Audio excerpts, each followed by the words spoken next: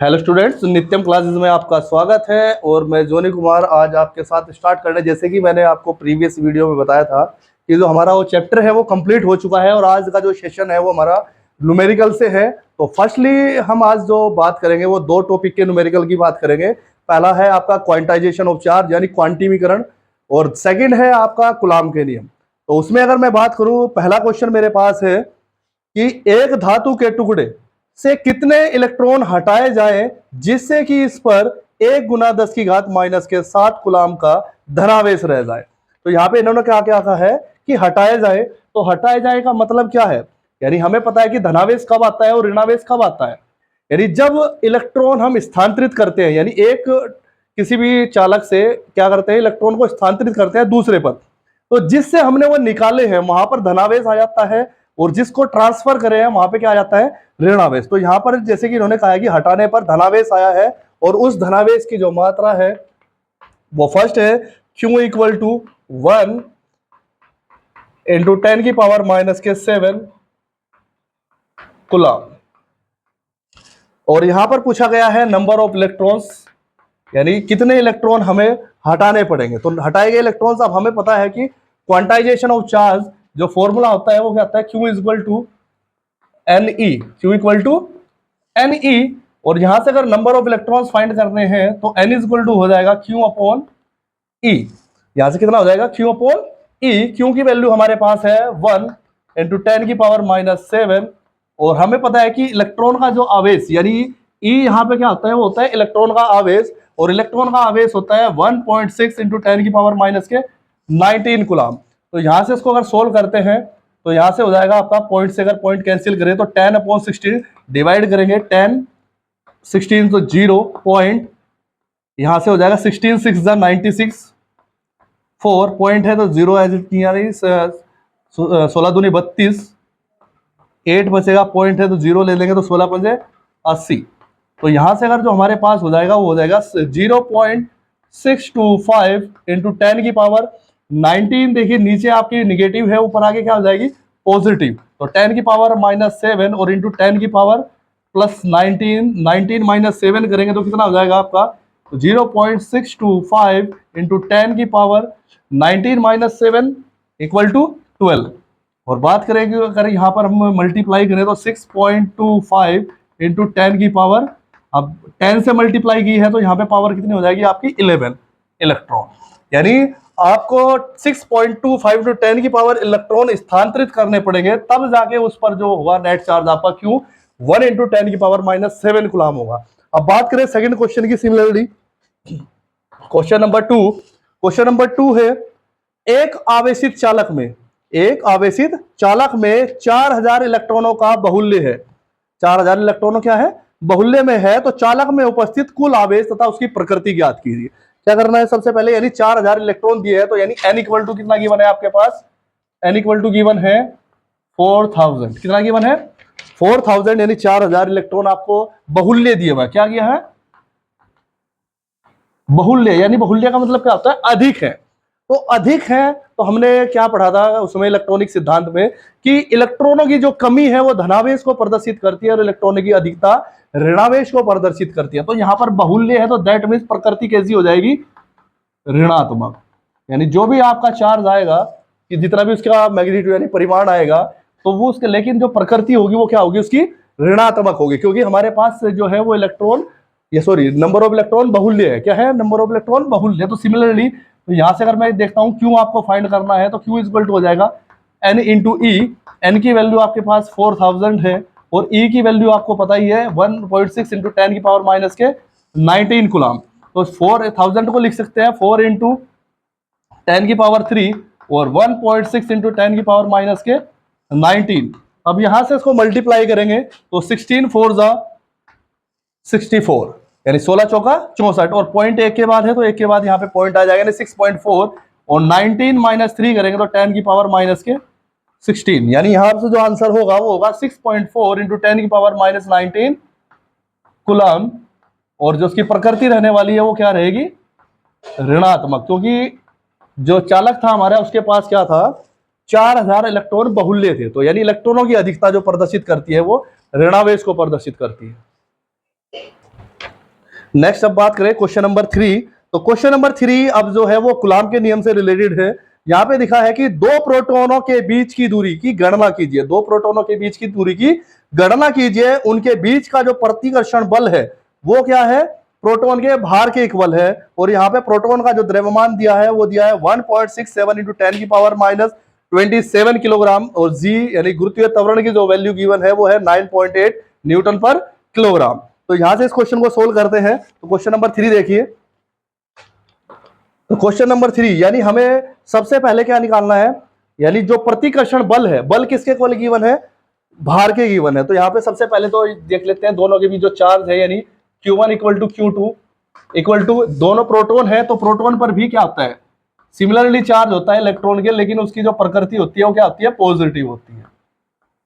यानी इलेक्ट्रॉन पर क्या होता है 1.6 इंटू 10 की पावर माइनस के 19 कूलाम ऋणावेश होता है, और जबकि प्रोटोन पर इतना ही क्या होता है, धनावेश होता है। अब इसमें जो क्वेश्चन में गिवन है, पहले गिवन वैल्यूज लिख लेते हैं। यानी मास ऑफ प्रोटोन गिवन है 1.67 इंटू 10 की पावर माइनस के 27 किलोग्राम। ठीक है, अब यहाँ पे जो गिवन है क्वांटिटी, फर्स्ट जो गिवन है वो क्या है कि जो प्रतिकर्षण बल है, प्रतिकर्षण बल वो किसके इक्वल है, प्रोटॉन के भार के इक्वल है। यानी प्रोटॉन का जितना भार होगा उसके इक्वल है। यानी F जो इक्वल टू है वो है आपका mg, और m की वैल्यू है आपके पास 1.67 इंटू 10 की पावर माइनस के 27, और जो g की वैल्यू है वो है 9.8। तो यहां से इसकी मल्टीप्लाई करेंगे, तो मल्टीप्लाई करते हैं 1.67 और 9.8 की आप मल्टीप्लाई करते हैं तो कितना आ जाएगा, 8 7 जा 56, तो 8 6 जा 48 और 5 48 और 5 53, 8 1 जा 8 और 5 13, 9 7 जा 63 6, तो 9 6 जा 54 और 6 60, 9 1 जा 9 9 और 6 15, तो 6 6 3 6 1, और पॉइंट है हमारा 3 के बाद, तो यहां से आ जाएगा। तो नियरली अबाउट देखिए, अब ये 6 है तो नियरली अबाउट में इसको लिख सकता हूं 16.4, और इंटू 10 की पावर कितनी हो जाएगी, माइनस के 27, या फिर इसको लिख सकते हैं 1.64 इंटू 10 की पावर माइनस के 26 न्यूटन। अब यहां से बात करें कि नेक्स्ट क्या गिवन है, जो फोर्स है, क्योंकि हमें कूलाम के नियम से क्या बताया गया कि जो फोर्स होता है प्रतिकर्षण बल, उसका जो फॉर्मूला होता है वो क्या होता है, 1/4 pi epsilon naught Q1 Q2 upon R square. अब आपको फाइंड करनी है बीच की दूरी, तो यहां से R इक्वल टू हो जाएगा 1/4 pi epsilon naught Q1 Q2 upon जो R है, R की वैल्यू कितनी यानी आपको निकालनी है, तो यहाँ पे क्या आ जाएगा आपका F। ठीक है, तो यहां से वैल्यू देखते हैं, तो इसकी वैल्यू कितनी हो जाएगी 9 इंटू 10 की पावर 9, और Q1 और Q2 की जो वैल्यू है वो सिमिलरली कितनी है 1.6, यानी 1.6 इंटू 10 की पावर माइनस के 19, 1.6 इंटू 10 की पावर माइनस के 19, और F की जो वैल्यू है वो कितनी है 1.64 इंटू 10 की पावर माइनस 26। अब मल्टीप्लाई करते हैं, 9 इंटू 10 की पावर 9, 1.6 और 1.6 ये हो जाएगा 2.56, और इंटू 10 की पावर माइनस 38 अपॉन 1.64 इंटू 10 की पावर माइनस 26। तो अब इसको यहां से देखिए, अब मल्टीप्लाई करते हैं 9 की इसमें 2.56 में, तो आपके पास आ जाएगा 9 6 जा 54, 9 6 जा 54 यानी कैरी हो गया 5, 9 5 जा 45 और 5 50, और 9 2 जा 18 और 5 23, और पॉइंट है आपका 2 के बाद, तो यानी 0.23.04, और 38 माइनस 9 करेंगे तो 38 माइनस 9 जो हो जाएगा 10 की पावर माइनस 21, यानी यहां से R स्क्वायर इक्वल टू आपका हो जाएगा 23.04 इंटू 10 की पावर माइनस 29, और ये 1.64 इंटू 10 की पावर माइनस के 26 एज इट इज आपका रहेगा। तो यहां से अगर मैं इसको सोल्व करूं, अब डिवाइड करते हैं इसको, तो डिवाइड करेंगे किस यानी पॉइंट से, अगर मैं यहाँ पे इक्वली करूँ तो यहाँ पे भी 2 के बाद पॉइंट है, यहाँ पे भी 2 के बाद पॉइंट है, तो हो जाएगा आपका 2304 और 164 डिवाइड करते हैं तो फर्स्टली 1 टाइम्स चल जाएगा यानी 164, 10 माइनस 4 6, 12 यानी 6 4। तो यहाँ पे देखते हैं कितनी चल सकता है, तो लगभग आपका 4 टाइम्स चल जाएगा। 4 4 जा 16, 4 6 जा 24 और 1 25, और 4 1 जा 4 और 2 6। तो यहाँ से 14 माइनस 6 यानी 8, और पॉइंट लगाएंगे तो पॉइंट के बाद 0, 80 में टेबल नहीं चलेगा तो 0, 800 यानी 16 5 जा 80 यानी अप्रोक्सीमेटली 5 टाइम्स ये चल जाएगा। तो आंसर हो जाएगा यानी आर स्क्वायर इक्वल टू 14.05 और इंटू 26 निगेटिव है, ऊपर आगे पॉजिटिव हो जाएगी, यानी 29 माइनस 26 इक्वल टू हो जाएगा 10 की पावर माइनस 3, या फिर लिख सकते हैं R square is equal to 1.405 into 10 की पावर माइनस के 2। और आर की वैल्यू अगर निकालते हैं तो आर इक्वल टू हो जाएगा स्क्वायर रूट 1.405 इंटू 10 की पावर माइनस के 2। अब देखते हैं कि यहाँ से स्क्वायर रूट निकालने के, या एक तो अप्रोक्सीमेशन मेथड है, अप्रोक्सीमेटली किस तरह आपको फाइंड करेंगे। क्योंकि अगर मैं देखता हूं कि 1.2 इंटू 1.2 करता हूं तो आता है 1.44, तो ये नियरली अबाउट इसी के वैल्यू है, लेकिन एग्जैक्ट नहीं है, इससे कम है। तो मैं इसको 1.1 यानी 1.2 ना लेके क्या ले सकता हूं 1.18 और यहां से 2 पावर में से एक बाहर आएगी तो 10 की पावर माइनस 1, आंसर हो जाएगा आपका 0.118 मीटर। या फिर अगर आपको अप्रोक्सीमेटली नहीं फाइंड करना तो डायरेक्टली आप फाइंड करेंगे, यानी 1.405, तो इधर पेयर बनाते हैं तो पेयर में हो गया, यानी 1 1 1 पॉइंट आएगा तो यहाँ से 40 और 1 और 1 2, तो 21 जा 21, यहाँ से 19, ऊपर से आ गया 50, तो यहाँ से आ जाएगा आपका प्लस 1 करेंगे तो कितना हो जाएगा 22।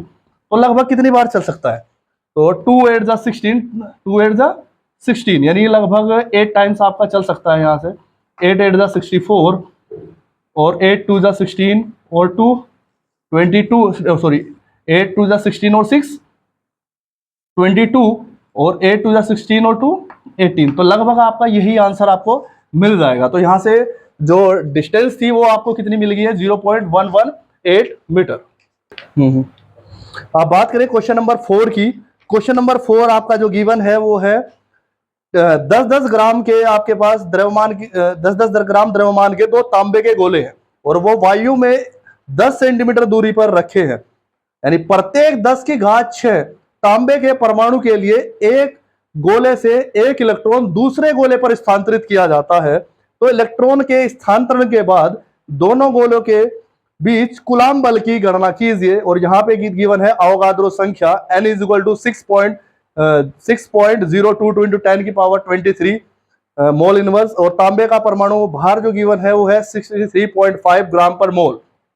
चलिए इसको देखिए, सबसे पहले क्वेश्चन को रीड करना है, उसके बाद देखना है कि इसमें पूछा क्या गया है और उसके रिलेटेड हमारे पास क्या क्या क्वांटिटी है।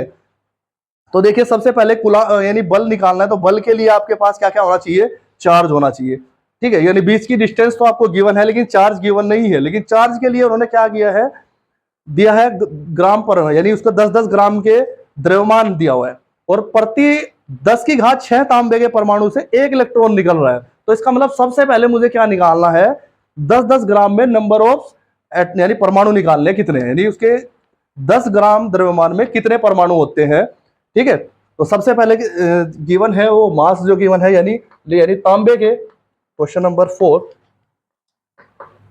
तांबे के कितने ग्राम है। अब देखिए, अब आपको पता है कि अवोगाद्रो संख्या जो होती है वो उसके परमाणु भार में कितने मोल होंगे उसको रिप्रेजेंट करेगी, यानी परमाणु भार यानी 63.5 ग्राम में जो परमाणुओं की संख्या है, परमाणुओं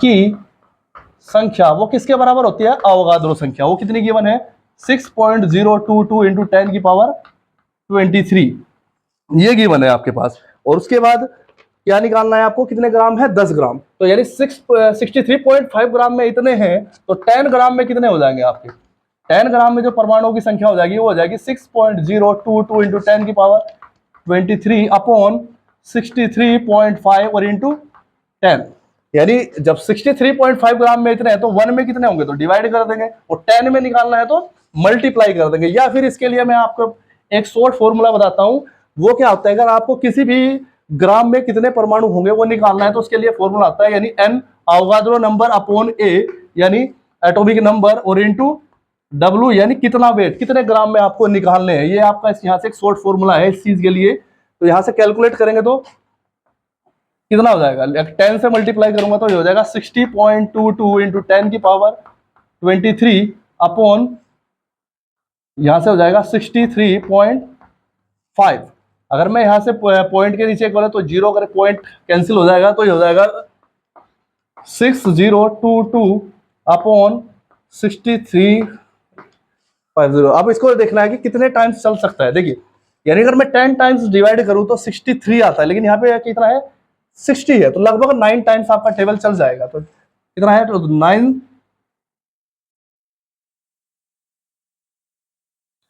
चलिए कितना है यानी सॉरी अब यहाँ पे नहीं चलेगा क्योंकि सी है, तो 0.10 है तो लगभग 9 टाइम्स अब आपका चल जाएगा। तो 900 9 5 जा 45, 9 5 जा 45 कैरी हो गया 4, 9 3 जा 27 और 4 31 कैरी हो गया 3, तो 9 6 जा 54 और 3 57। तो यहां से 0 12 माइनस 5 7 0 3, तो यहां से लगभग आपके पास बन जाएगा 3070 पॉइंट। अगर मैं यहां से इसको अगर देखता हूं पॉइंट, अगर इसमें टेबल नहीं चलेगा तो 0 है 0 लगाएंगे, तो 6 5 जा 30, 6 5 जा 30, तो लगभग 0.95 टाइम्स आपका जो चल जाएगा, यानी 0.95 इंटू 10 की पावर 23, 0.95 इंटू 10 की पावर 23, या फिर इसको कह सकते हैं 9.5 इंटू 10 की पावर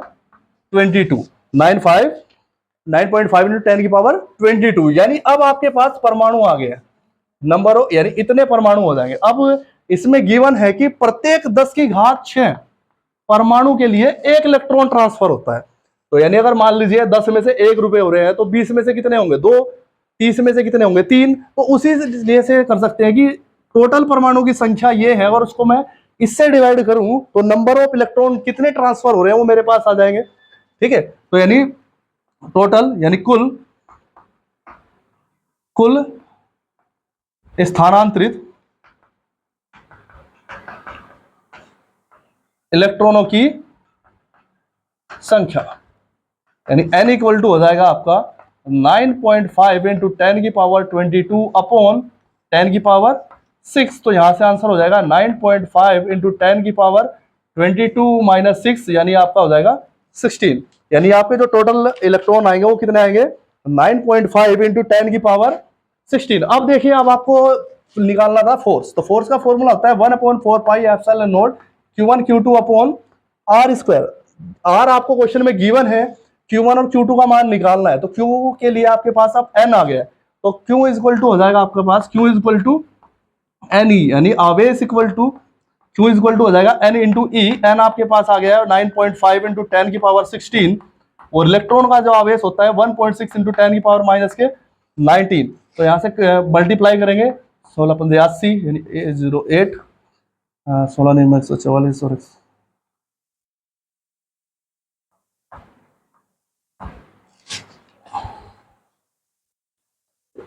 और यानी 16 5 जा 80 कैरी हो गया 8, और 16 9 जा 144 और प्लस 8 यानी 152, और पॉइंट है 2 के बाद यानी 15.20, और 16 प्लस है और 19 माइनस की है, तो यहाँ पर 10 की पावर माइनस के 3 आपके पास आ जाएगा। या फिर इसको लिख सकते हैं 1.52 इंटू 10 की पावर हो जाएगा आपका -2, यानी इतने कूलाम आपके पास चार्ज आ गया है। अब आपको क्या फाइंड करना है, अब आपको फाइंड करना है यहाँ पर बल यानी फोर्स फाइंड करना है। तो F का जो फॉर्मूला आता है वो होता है F equal to 1/4 pi epsilon naught Q1 Q2 upon R square, Q1 Q2 upon R square.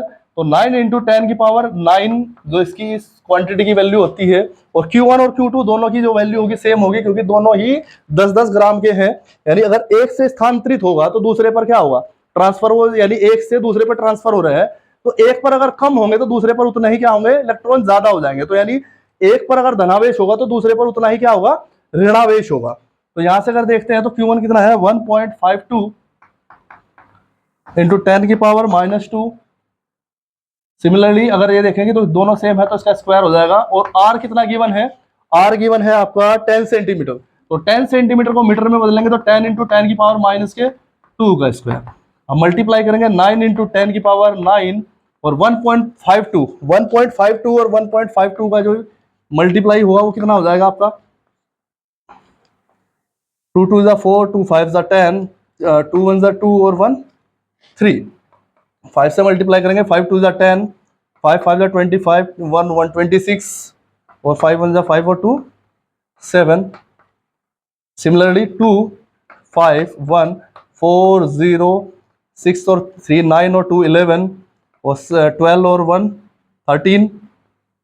तो यहाँ से हो जाएगा पॉइंट कितने के बाद है 4, यानी 2.3104 अपॉन, अब 10 की पावर देखिए +1 और -2 यानी -1 और -1 का स्क्वायर यानी -10 की पावर -2। सिमिलरली यहाँ से मल्टीप्लाई करेंगे तो 9 की मल्टीप्लाई करेंगे, 9 4 जा 36, 9 1 जा 9 और 9 3 जा 27, कैरी हो गया 2 और 9 2 जा 18 और 2 20। अब पॉइंट कितने के बाद है 4 टाइम्स, तो 4 के बाद पॉइंट लगाएंगे और 10 की पावर 2 ऊपर जाके पॉजिटिव हो जाएगी, 9 और 2 10 की पावर 11, या फिर लिख सकते हैं 20.8 इंटू 10 की पावर 11 न्यूटन। तो इस प्रकार ये क्वेश्चन नंबर 4 हमारा कंप्लीट हो गया है। अब बात करें क्वेश्चन नंबर 5। सॉरी देखिए ये हमारे पास यहाँ से 10 की पावर -2 ये छूट गया है, तो 10 की पावर 2 यानी 10 की पावर -4, तो यानी 10 की पावर -4 और -4 करेंगे तो यहाँ से आपका आंसर हो जाएगा 10 की पावर 11 -4 यानी 10 की पावर 7, या फिर 2.08 इंटू 10 की पावर। अब देखिए यहाँ से अगर हम मल्टीप्लाई करते हैं तो पावर क्या हो जाती है, यहाँ से कम हो जाती है, लेकिन अगर डिवाइड कर रहे हैं तो डिवाइड करने पर क्या होगा, 10 की पावर यहाँ पर 8 हो जाएगी, यानी 2.08 इंटू 10 की पावर 8 न्यूटन। तो इस प्रकार ये क्वेश्चन नंबर 4 यहाँ पे कंप्लीट हुआ। बात करें क्वेश्चन नंबर 5। अब बात करें क्वेश्चन नंबर 5 की, तो क्वेश्चन नंबर 5 में गिवन है कि दो बिंदु आवेश +9e एवं +e एक दूसरे से 16 सेंटीमीटर की दूरी पर स्थित है, एक दूसरे से 16 सेंटीमीटर की दूरी पर स्थित है। इनके बीच एक बिंदु आवेश Q कहाँ रखे कि वह संतुलन में हो। ठीक है, अब देखिए ये क्वेश्चन आपके पास गिवन है कि मान लीजिए एक आवेश ये है आपका Q1 और एक ये है आवेश आपका Q2, यानी इसकी जो वैल्यू है वो +9e है और इसकी वैल्यू जो है वो +e है। ठीक है, और ये एक दूसरे से कितनी दूरी पर रखे हैं, ये दोनों एक दूसरे से रखे हैं 16 सेंटीमीटर दूरी पर। तो इन्होंने कहा कि इनको मिलाने वाली रेखा के किस बिंदु पर एक अन्य आवेश रखे ताकि निकाय जो है हमारा वो संतुलन में रहे। तो देखिए यहां से अगर मैं बात करता हूं, अगर दोनों सेम चार्जेस है, ठीक है, इसके लिए मैं अगर कहीं पे आपको यहाँ पे तो गिवन है कि इसको मिलाने वाली रेखा के किस बिंदु पे रखे, बीच में, लेकिन अगर आपको नहीं गिवन है वो बिंदु यहाँ भी हो सकता है, यहाँ भी हो सकता है, लेकिन किस कंडीशन में होगा, अगर आपके पास आवेश सेम है यानी दोनों की क्वांटिटी सेम है, तो अगर मैं यहाँ पे कोई चार्ज रखता हूँ तो इसके कारण इस पर क्या होगा, प्रतिकर्षण लगेगा, और इसके कारण भी इस पर क्या लगेगा, प्रतिकर्षण लगेगा। तो यानी वो भी पॉइंट यहाँ पर कहीं हो सकता है। अगर बात करें मैं यहाँ पे देखता हूँ तो यहाँ पर अगर रखता हूँ तो इसके कारण भी क्या लगेगा, प्रतिकर्षण लगेगा, और इसके कारण भी क्या लगेगा, प्रतिकर्षण लगेगा। तो दोनों की डायरेक्शन सिमिलर हो जाएगी। तो यहाँ पे तो परिणामी उसका 0 पॉसिबल नहीं है, क्योंकि उसने कहा कि निकाय संतुलन में है। तो जहां पर भी आपका अगर जो साइन है चार्ज का वो सिमिलर है यानी एक समान है, तो वो पॉइंट ऑलवेज आपका कहाँ होगा, उसके कहीं ना कहीं बीच में होगा। ठीक है, अगर ये दोनों मान लीजिए कोई भी अगर इनमें से क्या है, एक निगेटिव है यानी प्रकृति इनकी विपरीत है, तो वो पॉइंट क्या होगा आपका, लाइंस यानी दोनों को मिलाने वाली रेखा के किसी भी और होगा, दोनों आवेश के, यानी बीच में नहीं आएगा, वो दोनों साइड आएगा कहीं भी। लेकिन वो किधर आएगा, वो डिपेंड करेगा इनके मैग्नीट्यूड पे, यानी जिसका मैग्नीट्यूड कम होगा वो पॉइंट उसी साइड आपको मिलेगा। तो यहाँ पे देखिए अब क्या है, आपका जो पॉइंट है वो दोनों सेम है, यानी पॉजिटिव चार्ज है, तो कहाँ पे मिलेगा, वो कहीं ना बीच में मिलेगा। मैंने मान लीजिए वो पॉइंट O पे है, वो कोई चार्ज हमने यहाँ पे रखा है, कहाँ पे, पॉइंट O पे Q चार्ज रखा है। ठीक है, तो Q चार्ज यहाँ से कितनी डिस्टेंस, माना वो यहाँ से x डिस्टेंस पे है, तो x डिस्टेंस पे हमने एक चार्ज Q रखा है, तो Q पर है, तो ये डिस्टेंस यहाँ से कितनी हो जाएगी, अगर ये 16 सेंटीमीटर है और ये x सेंटीमीटर हमने ली है, तो ये हो जाएगी आपकी 16 - x। ठीक है। तो माना हमने क्या करा है, वो जो आवेश रखा है कहाँ रखा है, +9e से x सेंटीमीटर दूरी पर रखा है। तो अब देखिए ये भी प्लस है, तो इसके कारण जो होगा वो क्या होगा, प्रतिकर्षण बल लगेगा, और इसके कारण भी क्या लगेगा, ये प्रतिकर्षण बल लगेगा। तो दोनों के क्या है, डायरेक्शन अपोजिट है। तो या फिर कह सकते हैं कि इनका जो योग होगा वो इक्वल टू 0 होगा, या फिर हम कह सकते हैं कि ये दोनों फोर्स क्या होंगे, इक्वल होंगे। यानी संतुलन की स्थिति में अगर देखें तो संतुलन की स्थिति में यानी +9e के कारण Q पर बल होगा वो इक्वल टू होगा +E के कारण Q पर बल। तो अब सोल्व करते हैं, तो फॉर्मूला हो जाएगा 1/4πε0 प्लस, अब देखिए अब Q1 क्या है आपका +9e यानी 9e, और सेकंड आवेश क्या है आपका Q, और डिस्टेंस कितनी है आपकी, यानी देखो अगर मैं इन दोनों के बीच निकाल रहा हूं तो Q1 ये हो गया, Q2 मेरा ये हो गया। तो 9e इंटू Q अपॉन जो डिस्टेंस है वो यहां से कितनी हो जाएगी, x², और इक्वल टू, यानी यहां से अगर मैंने F1 इक्वल टू F2 रखा है तो कितना हो जाएगा 1/4πε0 इंटू, अब यहाँ पर जो आवेश है वो ये हो जाएंगे, यानी E into Q upon 16 minus x का स्क्वायर। अब देखिए यहाँ पे ये सिमिलर क्वांटिटी है, कैंसिल आउट हो जाएगी, E से E कैंसिल हो जाएगा और Q से Q कैंसिल। तो यहाँ पर जो बचता है वो हो जाएगा 9/x² इक्वल टू, यहाँ से क्या बचेगा आपका 1/16 माइनस x का स्क्वायर। अब इस क्वांटिटी को देखिए कैसे सोल्व करेंगे, या तो हम इसका फॉर्मूला खोल के क्रॉस मल्टीप्लाई करेंगे, या फिर मैं इसको लिख सकता हूं 3/x² equal to 1/16 minus x²। तो यहां से देखिए अगर मैं इसके स्क्वायर रूट डालता हूं तो स्क्वायर से स्क्वायर रूट कैंसिल हो जाएगा, तो यहाँ पे होगा 3/x equal to 1/16 minus x, और क्रॉस मल्टीप्लाई अगर करता हूं तो यहां से हो जाएगा 16 3 48 माइनस 3x और इक्वल टू x। अब 48 एज इट इज, ये 3 इधर आके क्या हो जाएगा, प्लस का हो जाएगा, यानी x + 3x, यानी लिख सकते हैं कि 4x इक्वल टू 48 और x इक्वल टू 48/4 यानी 12। तो दैट मीन्स क्या है, जो आपका जो चार्ज है कोई भी है वो आपको कहाँ रखना पड़ेगा, +9e से 12 सेंटीमीटर पर वो आपको रखना पड़ेगा, तब जाके आपका जो निकाय है वो संतुलन की स्थिति में होगा। तो इस प्रकार आज हमने क्वांटाइजेशन ऑफ चार्ज और कूलाम के नियम से संबंधित कुछ आंकिक प्रश्नों को देखा है, और ये बहुत ही महत्वपूर्ण क्वेश्चन है जो आपके board of point of view से, ठीक है। तो इस प्रकार हमने इनका आज सॉल्यूशन आपको दिया है, तो इनकी आप एक्सरसाइज घर पे करिएगा, और कोई प्रॉब्लम हो तो कमेंट बॉक्स में इनको आप कमेंट कीजिएगा। और हमारी क्लासेस देखने के लिए और नित्यम क्लासेस के साथ बने रहने के लिए आपका बहुत बहुत आभार, धन्यवाद। कीप वॉचिंग नित्यम क्लास।